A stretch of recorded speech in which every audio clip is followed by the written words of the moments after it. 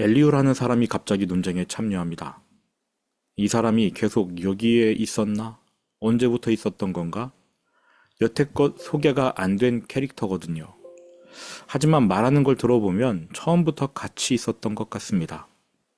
별로 중요하지 않다고 생각해서 소개를 안 했는지 아니면 깜짝 스타로 등장시키려고 그 존재를 일부러 감췄던 건지는 모르겠습니다. 이제 욥기의 새로운 장이 열립니다. 욥과 세 친구의 논쟁 그리고 욥의 독백까지 끝나자 그동안 존재를 드러내지 않았던 새 인물 엘리후가 입을 엽니다. 저는 이 엘리후의 등장이 매우 언짢습니다. 그러니까 빨리 하나님께서 말씀해 주시고 결론을 내려주시면 이렇게 기다리는데 느닷없이 엘리후가 등장해요. 그래도 등장해서 말을 하니까 어쩔 수 없이 들어봐야겠지요. 엘리후가 어떤 사람인지 보겠습니다. 2절 람 종족 부스 사람 바라겔의 아들 엘리후.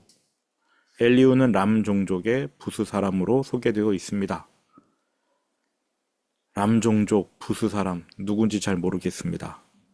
창세기 22장 21절을 보면 아브라함의 형제 나홀의 아들 부스라는 사람이 등장합니다.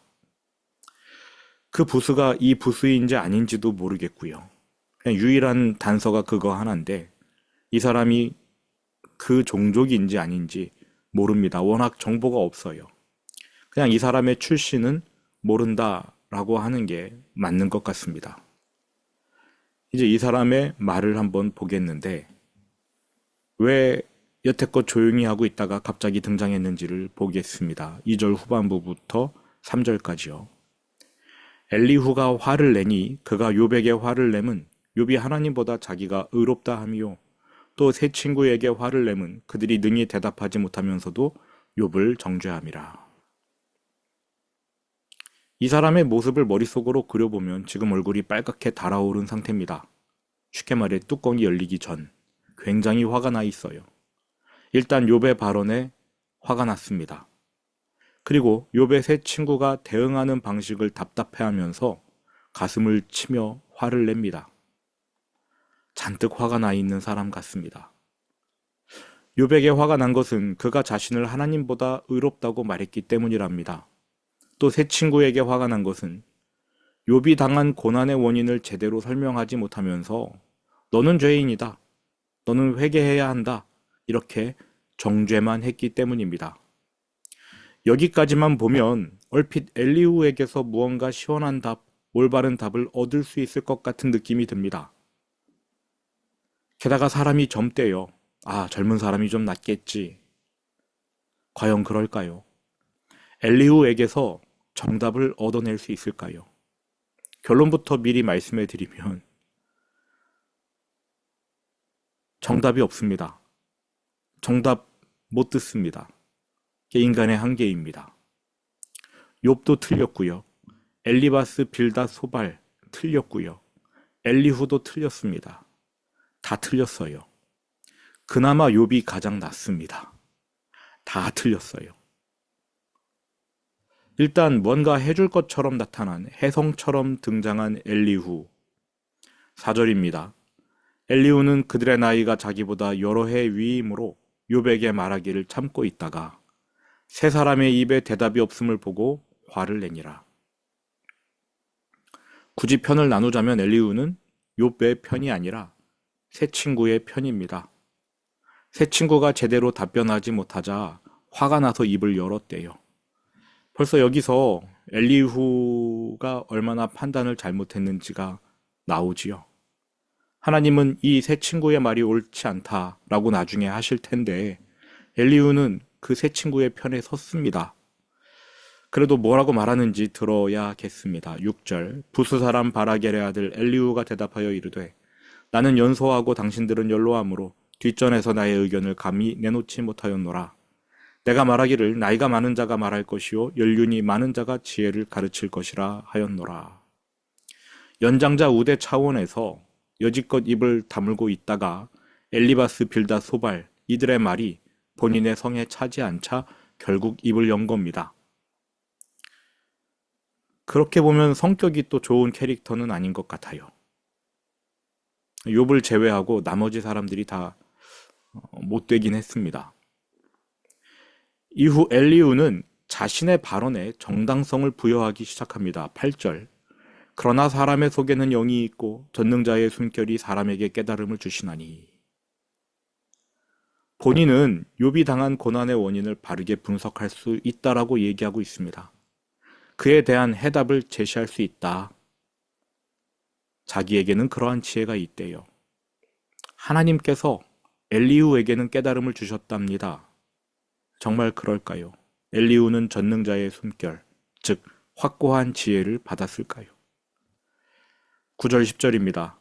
어른이라고 지혜롭거나 노인이라고 정의를 깨닫는 것이 아니니라. 그러므로 내가 말하노니 내 말을 들으라. 나도 내 의견을 말하리라. 이 한마디로 그 세 명의 친구를 졸지에 무식한 노인네로 만들어 버렸습니다. 엘리후는 건방집니다. 11절 12절. 보라, 나는 당신들의 말을 기다렸노라. 당신들의 슬기와 당신들의 말에 귀 기울이고 있었노라. 내가 자세히 들은즉 당신들 가운데 욥을 꺾어 그의 말에 대답하는 자가 없도다. 여기서 욥을 꺾어라는 표현은 논리적으로 완벽하게 욥을 뭉개버린다라는 게 아니라 욥의 고난의 원인을 제대로 설명해 주는 것을 말합니다. 그러니까 엘리후가 보기에 새 친구는 욥아, 너는 죄인이기 때문에 고난을 당한다. 이 말만 계속 되풀이할 뿐 그 원인을 제대로 설명해 주지 못하고 있는 것입니다. 그게 답답했던 거예요. 그러니까 욥을 논리적으로 완벽하게 제압시킨다. 이게 아니라 왜 욥의 고난의 원인을 제대로 설명해 주지 못하느냐라면서 새 친구를 지금 비난하고 있는 겁니다. 13절. 당신들이 말하기를, 그 새 친구에게 말하는 거지요. 당신들이 말하기를 우리가 진상을 파악했으나 그를 추궁할 자는 하나님이시요 사람이 아니라 하지 말지니라. 벌써 이 대목에서부터 엘리후가 삐걱거리는 느낌입니다. 이 새 친구가 우리가 진상을 파악했다. 그러나 욥을 추궁할 자는 하나님이시다. 이렇게 말한 적이 없습니다. 오히려 이 사람들은 진상을 제대로 파악하지 못했어요. 그런데도 하나님의 자리에 앉아 욥을 추궁했습니다. 이 세 사람이 얼마나 심하게 욥을 몰아붙였습니까? 근데 엘리후가 이런 말을 해요. 이 세 사람이 하나님께서 욥을 추궁하실 것이다. 이렇게 말한 적이 없습니다. 지들이 다 추궁했어요. 14절. 그가 욥이 내게 엘리후에게 자기 이론을 제기하지 아니하였으니. 욥이 아직 나와는 논쟁하지 않았다. 그래서 이제 나는 논쟁을 시작하려 한다. 라며 엘리후가 말합니다. 나도 당신들의 이론으로 그에게 대답하지 아니하리라. 나도라기보다는 나는이라고 하는 게 좋겠지요. 그러니까 나 엘리후가 이제 욥과 논쟁할 텐데 당신들처럼 말도 안 되는 이론으로 욥에게 대답하지는 않을 것이다. 그러면서 자신과 그 새 친구를 분리합니다. 난 달라. 난 지혜로워. 전능자의 숨결이 내게 있어. 난 욥의 고난의 원인을 정확히 분별했어. 나는 해결책을 제시할 거야.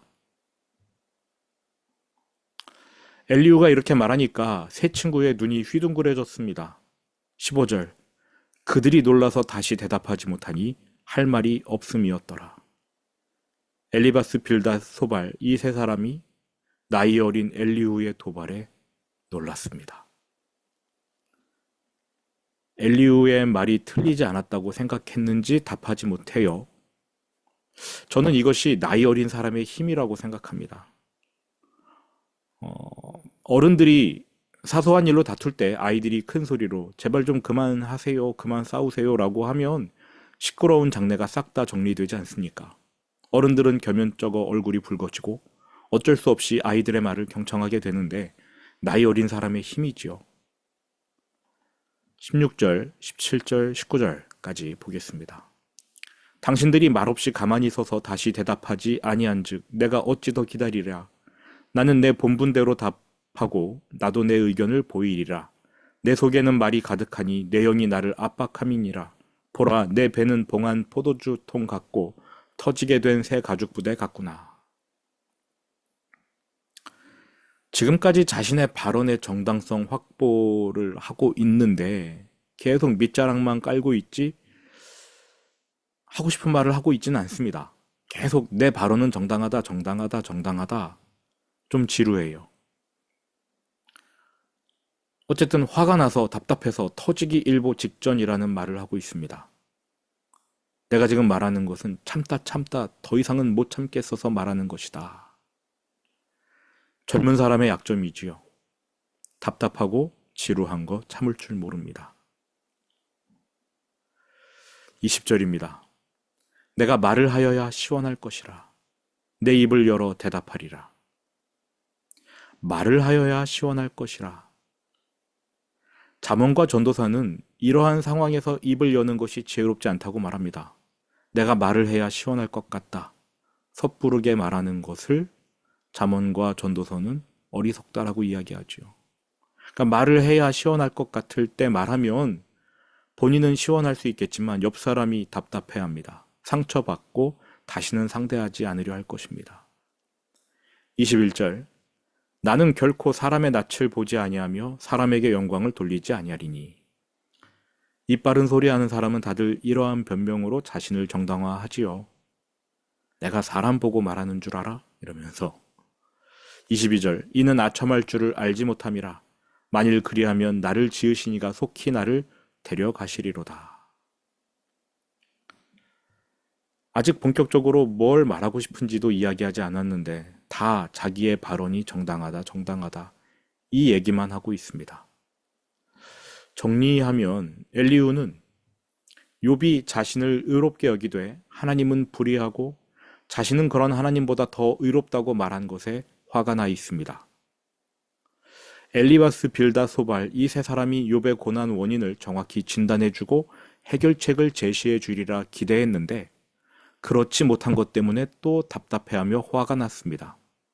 그래서 겨우 입을 열었다라고 말합니다. 엘리후는 욥의 문제점 그리고 세 친구의 문제점을 진단했습니다. 진단 자체는 정확해 보입니다. 욥이 하나님보다 의롭다고 말한 것 그거는 어떻게 보든 잘못입니다. 또 왜 고난이 닥쳤는지 그 이유를 죄에만 한정짓고 욥을 정죄했던 세 친구의 태도 역시 올바르지 않습니다. 세 친구 잘못했습니다. 엘리후는 이 네 사람의 잘못을 제대로 파악했습니다. 그런데 엘리후는 옳은가? 그에게도 문제가 있지요. 문제점은 파악했는데 이 모든 사태의 시발점인 욥의 고난 원인 엘리후도 모른다는 것입니다. 본인은 모르는데 하나님께 지혜를 받았기 때문에 그 원인을 알고 해결책을 제시할 수 있다고 장담합니다. 교만이지요. 엘리후 역시 헛다리를 짚는 허울 좋은 지혜자일 뿐입니다. 욥이 나는 의로운데 내게 고난을 주신 하나님이 불의하시다.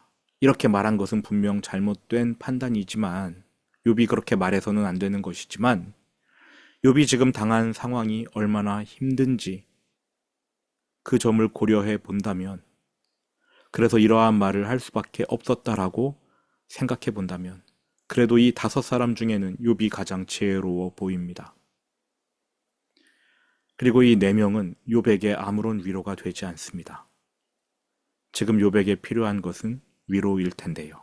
하나님도 이 네 사람이 욥에게 위로를 해주기를 바라셨을 겁니다. 어려운 일을 당한 사람에게 가장 필요한 것은 위로입니다. 원인 분석, 해결책 이런 것보다는 가장 먼저 위로를 해줘야 할 것입니다.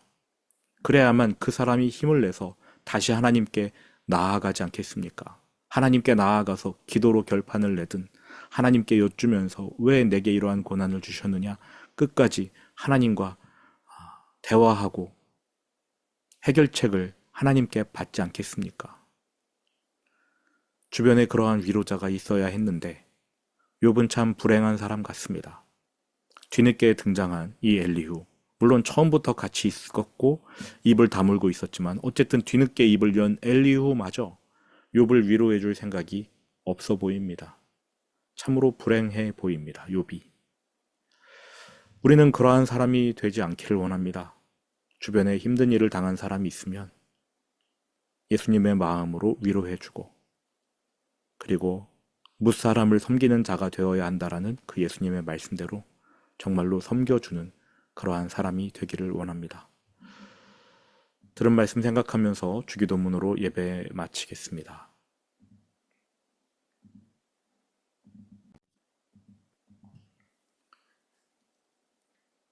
하늘에 계신 우리 아버지, 아버지의 이름을 거룩하게 하시며 아버지의 나라가 오게 하시며 아버지의 뜻이 하늘에서와 같이 땅에서도 이루어지게 하소서.